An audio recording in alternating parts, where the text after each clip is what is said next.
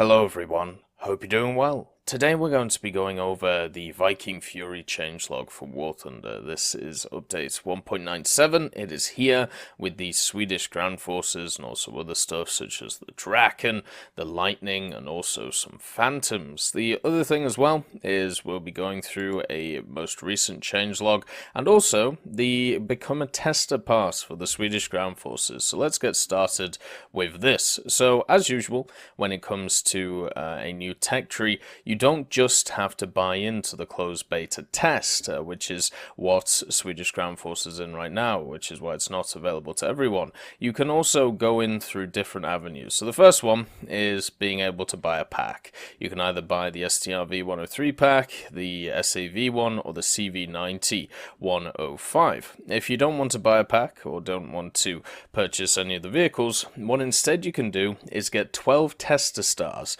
and you get access to the Swedish ground forces tree. And all you have to do for a tester star is you need to win 5 times with a game activity of 70% or higher while controlling ground vehicles of rank 3 or higher. So if you get 12 tester stars, so technically 12 days of 5 wins each with a game activity of 70% of rank 3 or higher, then you get access to the Swedish ground tech tree. It's as simple as that. Oh, you do also have to do it in ground vehicles, remember? So you can play any nation, you can do whatever you want with it if you want access. Now also, if you already have access to Sweden, this is also something you should be looking to do as well. And also, this has a time limit until the 24th of April, so you have plenty of time. It's kind of nice to see that they've actually put a time limit on this one, since the last one, the aviation one for Sweden, kind of just went on for ages. So you also get for 10 tester stars, you get a special decal, the Swedish Land Forces coat of arms. So there is a reason to do these tester stars even if you already have access to Swedish, the closed beta test. And you can keep track of stuff in achievements Swedish Ground Forces CBT and have a look at what is on offer. So yeah, make sure to get your tester stars done, get yourself the decal, get yourself access to the Swedish tech tree. It is a decent amount of fun. I'll give my preliminary thoughts on it right now. And also, one of the things to understand about when we go through this changelog for update 1.97, first of all, it'll be in the description of the video, so if you want to have a look at it yourself, you can. And second of all, I've gone through a lot of this already, because a lot of it was available on the preliminary notes for update 1.97 or the dev server notes. So we're going to be skipping over a bunch of stuff. I'll leave a link in the description to the previous video looking at the preliminary notes, so if you want to see my thoughts on those, there you go. The other thing, as I said, when it comes to Sweden, and I played through rank 1, I'm into rank 2 right now, and my general feelings are the 37mm is pretty bad. Now, when it comes to the Swedish, it has okay penetration, not the best, but it's okay. The problem is the post-pen damage of the 37mm. I'm comparing it to stuff like the American 37mm, and what's happening is I'm yellowing a lot of crew members. I'm hurting modules. I'm not actually killing things. The only things I'm actually killing are other Swedish vehicles, which of course are, vehicles which don't have very high crew skills. So you don't really see them having a lot of survivability. So I wouldn't say the Swedish is the weakest. I'd say it's a middling nation when it comes to its first rank. I still think French is definitely the worst, but if we compare it to like the meta vehicles such as the Stuarts, the Panzer IIs, the SDKFC 141s, stuff even like the BTs which have a lot of speed, I would say the Swedish are lower or less than average, just because they've got bad turret traverse, no armor at all, meaning you can get penned by 50 cals a lot of the time. You have decent speed, which is good, and good reload, but everything else is subpar on the vehicles which have the 37mm. And the fact that that 37mm goes up to 2.7 and you only have 60mm of pen at 2.7 until you get the APDS round, yeah, good luck, because I've been playing stuff such as the 2.3 vehicle, and guess what? Because they added a bunch of vehicles for France right now, the B1 Bisses and B1 Turts flares are out in force, and you can't do anything against them. They just roll over you, especially with the buffs that the French got, which we'll talk about in this. So let's get into this changelog. Let's have a look at it and talk about it. Obviously, you have all the vehicles and stuff. If there's anything you want to check out, I pretty much covered all the vehicles I wanted to on the dev server, so I think I'm just going to leave that. The only one which I want to cover a little bit more is the Morco Moraine, which I will do in due time. We obviously have the new onboard aviation systems, the radar, flares, automatic correction for target marker, which is of course the ballistic computer.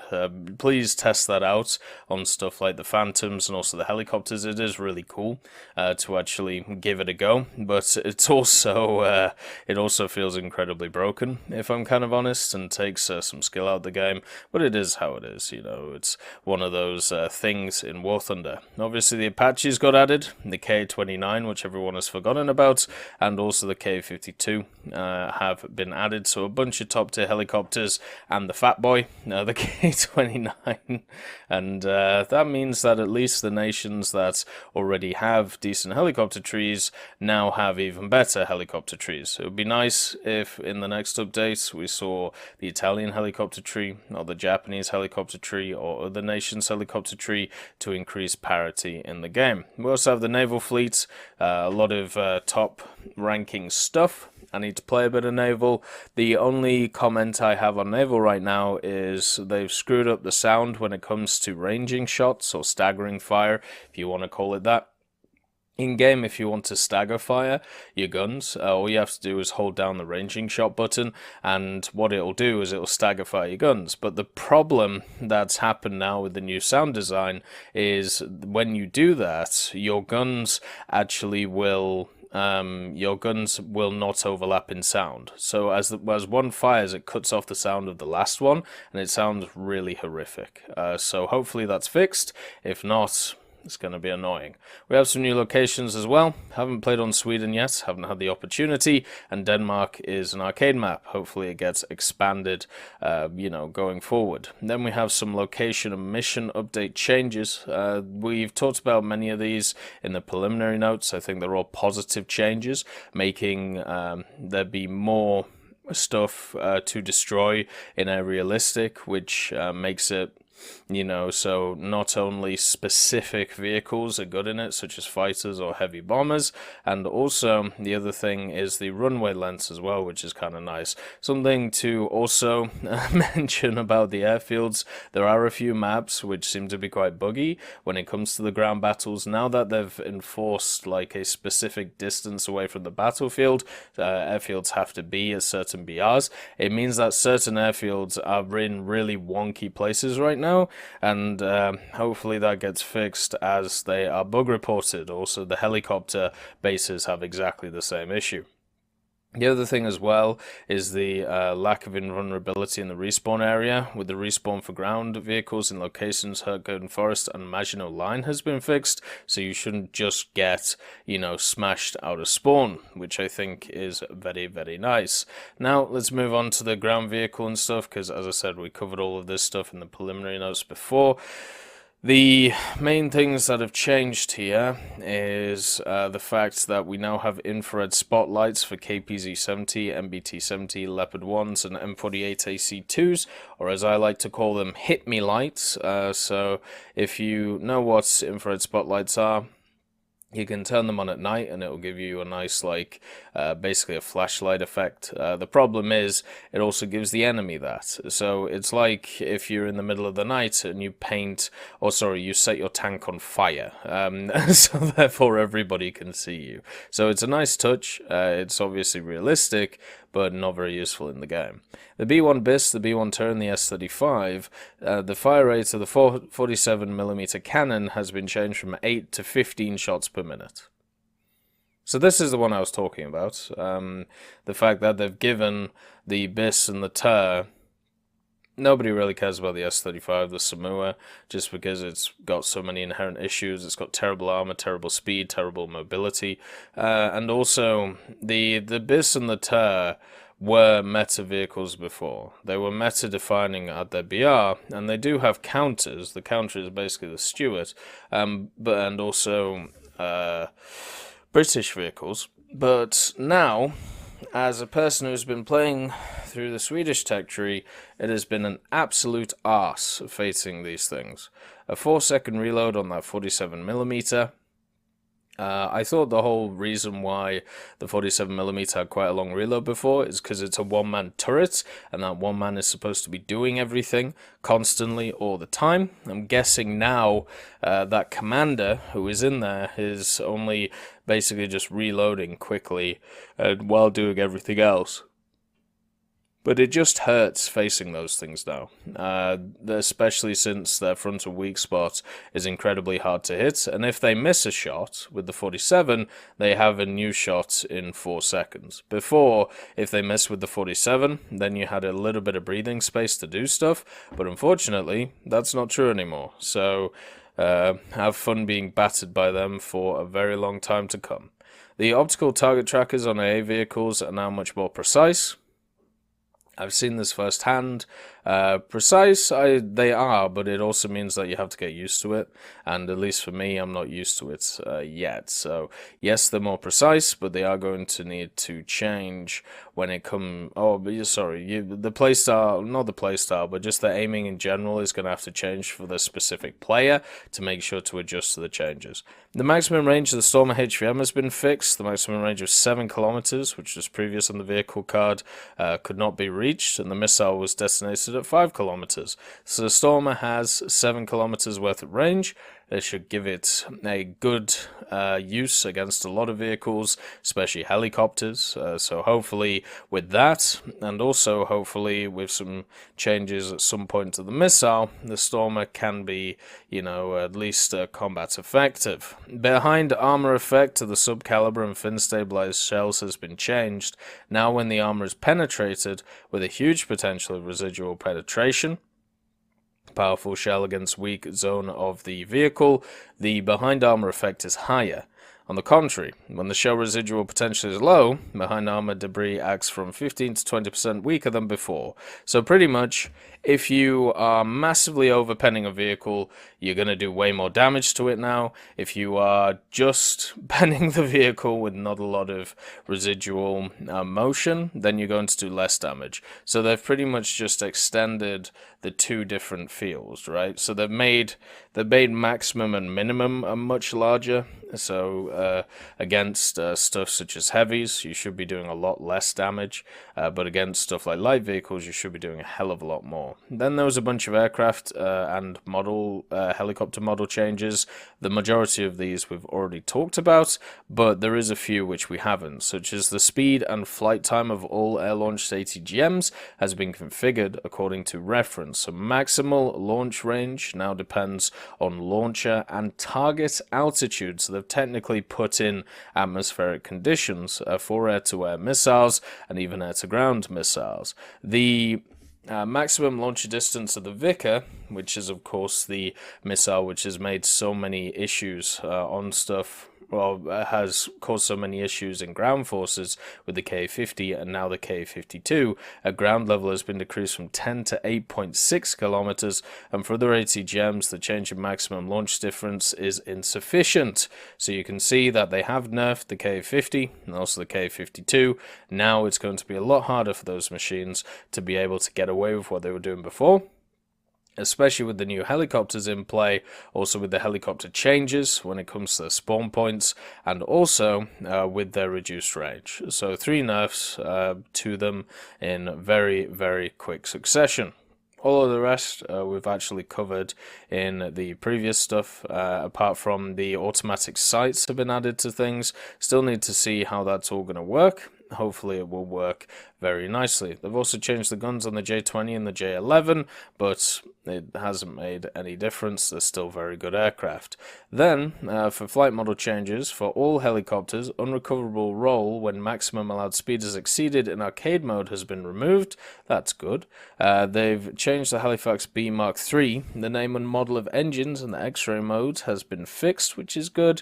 And then also all of the other changes we have already talked about in the previous video. Then we have some naval fleet changes. So obviously the HE the radio fuse, so stuff like the HEVT being added to a lot of the British guns makes them very much more effective.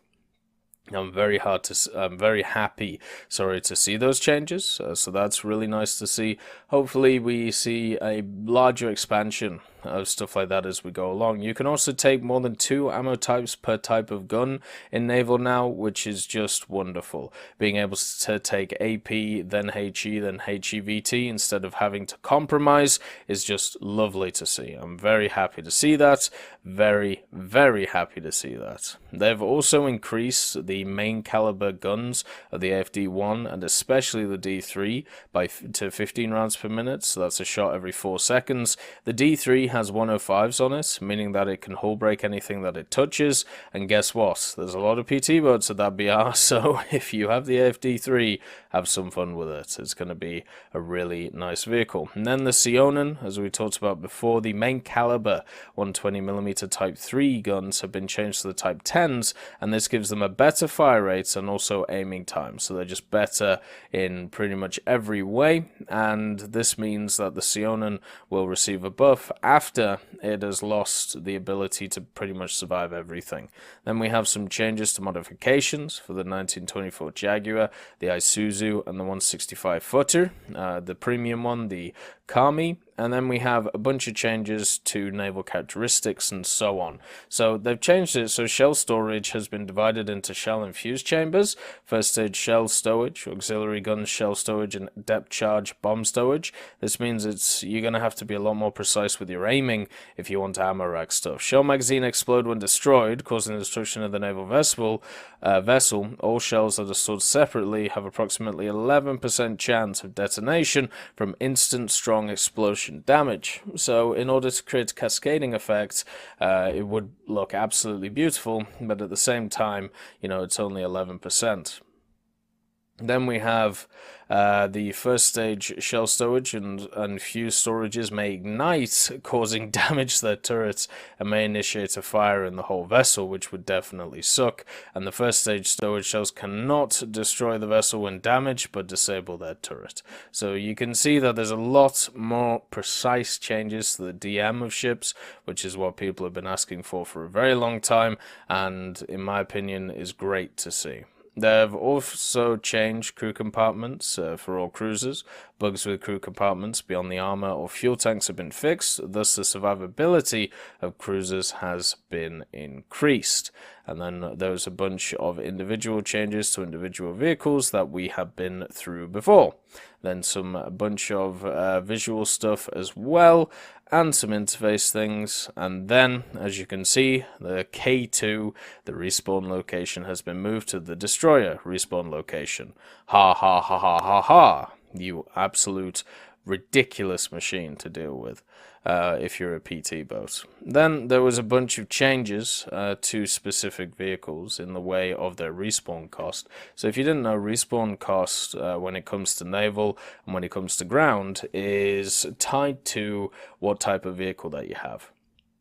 So if you have an attacker of a certain BR and a bomber at a certain BR, they're going to have different SP costs. And unfortunately, there was a bunch of vehicles which had the wrong tags attached to them, so therefore they were more expensive than they should have been, and or more cheaper than they should have been. And luckily, that's all changed, and they've also changed specific aircraft to specific roles. This will mean that you'll have different aircraft to use for stuff such as battle tasks. If it asks you, to kill so many attackers or to kill so many fighters, you will be able to do that. Also, the Kingfishers and the F1M2s are now light bombers. Would be nice if they were classed as float planes as they were before. Classes for the following ground vehicles have been corrected: the IT-1 Honey and AML.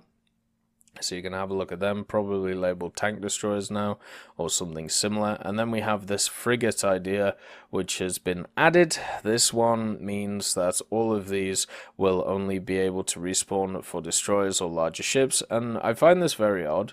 Like, why? I don't know why they've added this other in here for the K2, but then also put in the K2 here, because you might as well just remove this, or the other part, because this already confirms that they can't spawn in smaller Anyway.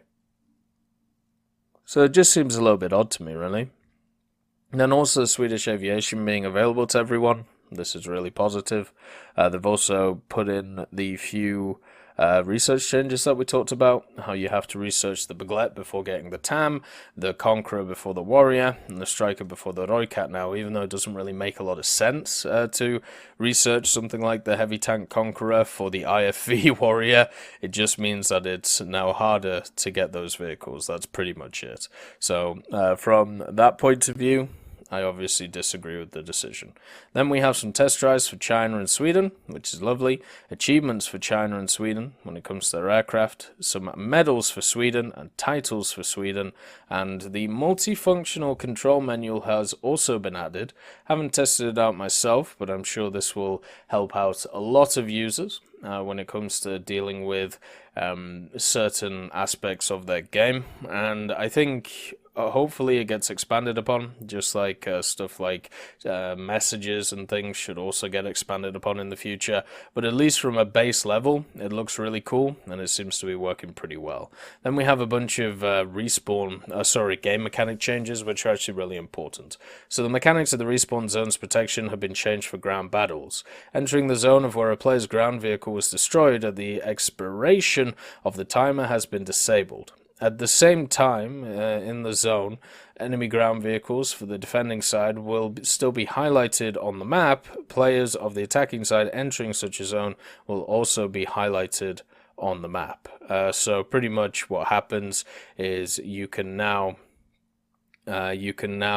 go into the zone once again as an attacker and not get just randomly blown up by a timer, but you'll still be seen on the map and so on and so forth. Crew lock when leaving the mission ahead of time in which the enemy is at your respawn zone has been disabled.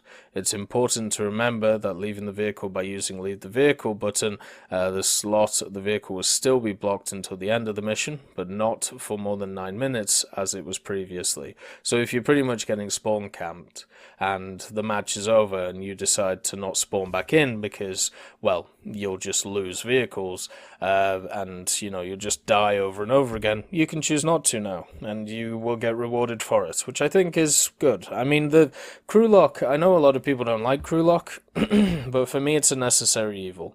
It's to stop people just leaving maps that they don't want to play, or it's to stop people, playing in very specific ways, and then if that doesn't work on where they're playing, then just leaving the match when they feel like it. But there is definitely an issue when if your team has just got ramrided and it's only like 5 to 10 minutes into the battle, or let's say 5 minutes, and you just get absolutely overrun.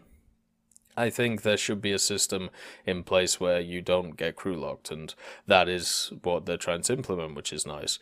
In naval battles, the highlighting of the respawn zone for the enemy has been added for players of the attacking side by entering such a zone. Good stuff. Very happy to see that. The number of victory points received for damage and destruction of AI-controlled vehicles whilst playing helicopters has been reduced by 2.5 times, so now it's the same as ground vehicles. It makes sense. I mean, they're all AI vehicles at the end of the day.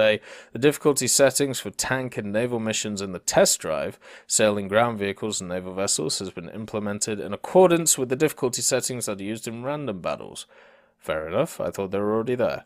In ground forces and naval realistic battles for aircraft, automatic engine start and automatic control of flaps and landing gear has been added. Well, that's nice. It means you don't have to turn on your engine every time once you spawn back at an airfield. And then the big one, they've obviously changed it, so helicopters with ATGMs can't spawn at the start of a battle with ATGMs, and without ATGMs they still can, but it's not exactly easy to do. So yeah, I've talked about this before. I think this is an overall positive change when it comes to the balancing of War Thunder. There is still something to be said, though, between the idea that a Huey with access to ATGMs is seen very similar to, let's say, an Apache with ATGMs. The fact is there needs to be specific SP costs for specific vehicles instead of vehicle types. and therefore that would help out the situation a lot better. On most ground vehicles, when using the camera from tank gunner sights, the reduction of the sight on the main gun axis has been implemented. Depending on the ballistics of guns and battle ranges, the following values of reduction of the sight have been added. So you'll have to get used to these new changes to optics, because at least for me, it's thrown me through a loop a lot of the time when it comes to working out, where to fire and stuff like that, especially with using a lot of the low-tier Swedish vehicles. So just make sure that you have the correction as you go along. It'll be something that you get used to over time, if I'm honest, but it's just going to be something to keep an eye on. In naval battles, the player's destroyed vehicles will remain until the end of the session. Still going to have to see how that works when you're getting battered in spawn. Are you going to spawn on top of dead vehicles? Are you going to get stuck? How's that going to work? And new mechanics for survivability in naval battles. In cases where the number of combat crew is reduced below the limit, which is 5%, it is no longer possible to allocate the crew for survivability, but they will still fight. They'll still shoot until the whole thing is completely flooded. So they'll go down with the ship, they just won't be able to fix it. And I think that's completely fine. Then we have a bunch of bugs which are corrected by player reports. So remember, when it comes to player reports, this is why they are so important. They do actually influence bug reports when it comes to fixing stuff in the game. So it's really nice that Gaijin have added this little area of all of these major changelogs, just to show that the community contribution is definitely nice to see. Then we have some graphical changes when it comes to fires and stuff like that. They look a little bit cartoony right now, especially on certain graphical settings. If you have like a hazy day or a dusk, if you have a dusk setting in War Thunder, it definitely looks like the fire is a little bit odd, but in the majority of times I think it looks really nice. Then fixed an issue with flickering effects.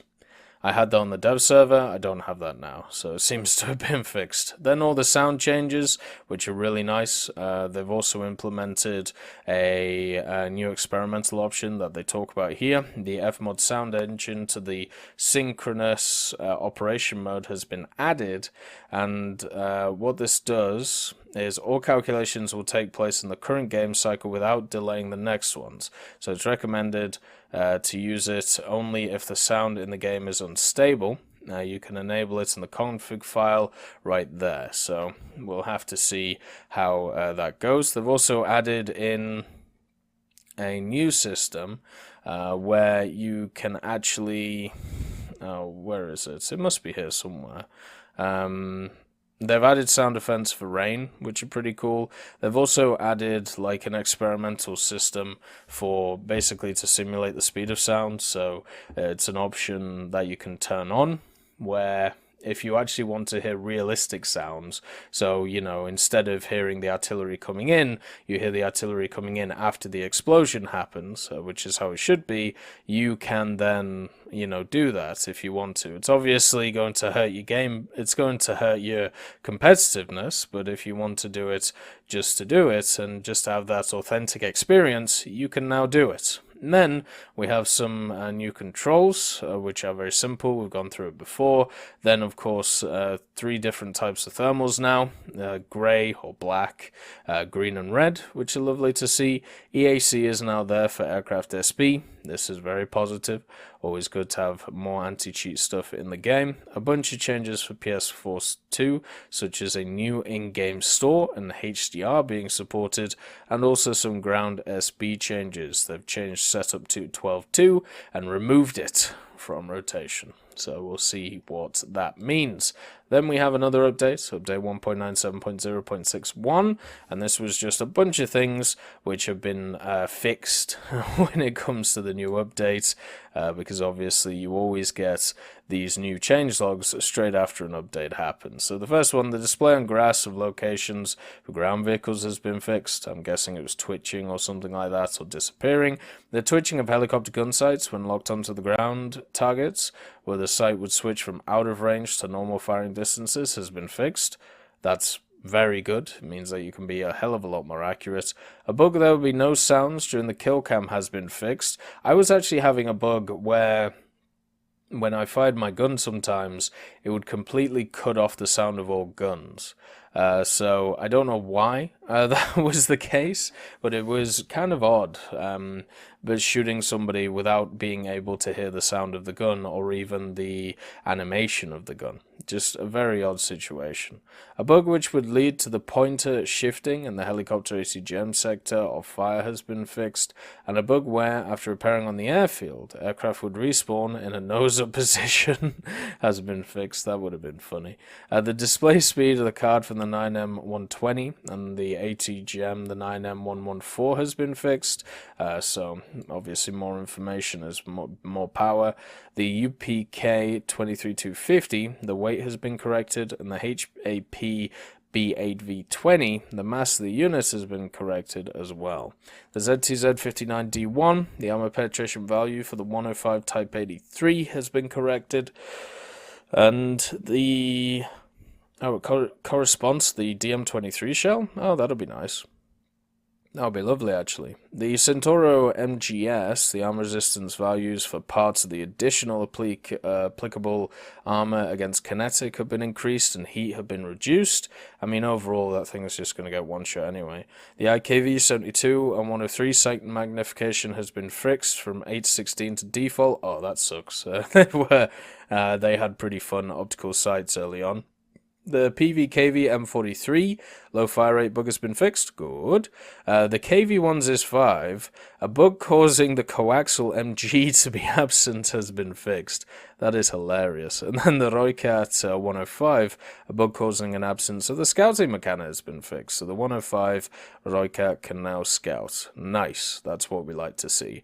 And the Draken, the user skin template on it has also been fixed, which is wonderful stuff, meaning that you can create your own skins for the wonderful Draken. So that is the extra additional changes that have happened in update 1.97. Also, how to become a tester for the Swedish CBT and some other stuff as well. I hope you all have a wonderful day, and I'll see you next time.